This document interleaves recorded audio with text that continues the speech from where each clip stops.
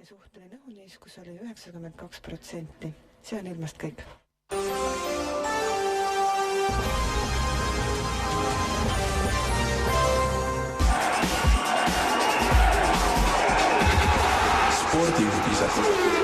Raadio 2 spordivõistega eetris Oleg ja Igor.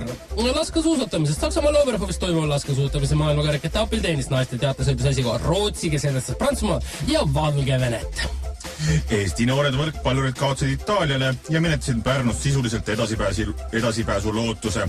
Esimeses skeemis näitasid Eesti noormehed, et suudavad kolmekordse maailmameistri Itaalia järelkasvuga mängida kui võrdne võrdsega.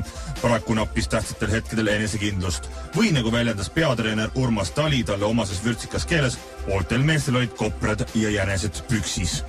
30 Venemaa U20 jäähokikoondise liiget jäeti USA's lennukist maha, kuna nad olid liiga purjus. Tahaksin pärast Rio de Janeiro olümpiat mängida Euroopas profina jalgpalli, võib-olla Manchester City's. Olen samuti ründaja. Samuel Eto'o on minust tugevam, kuid stiilit oleme sarnased, ütles sprindikuningas Usain Bolt. Kes pidas plaani, siis hakata jalgat mängima.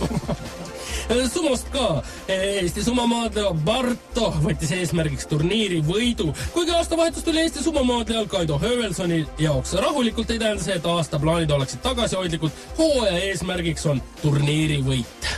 Ning ilmselt selle aasta või ka eelmise aasta üks uskumatumaid numbreid, nimelt 800 miljonit inimest vaatas eelmisel aastal erinevaid laskesuusatusvõistlusala võistlusi.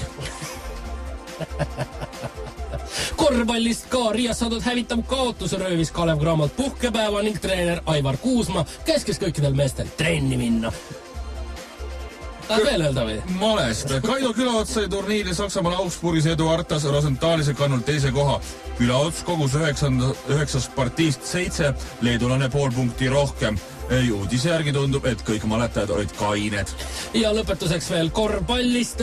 Tartu Rock purustas Eesti meistriliigas Võrus 134 jagatud 62. Rain Veidemann viskas 27 minutiga 40 punkti. Nii palju täna spordist. Ilusad päeva teile! See on Raadio 2.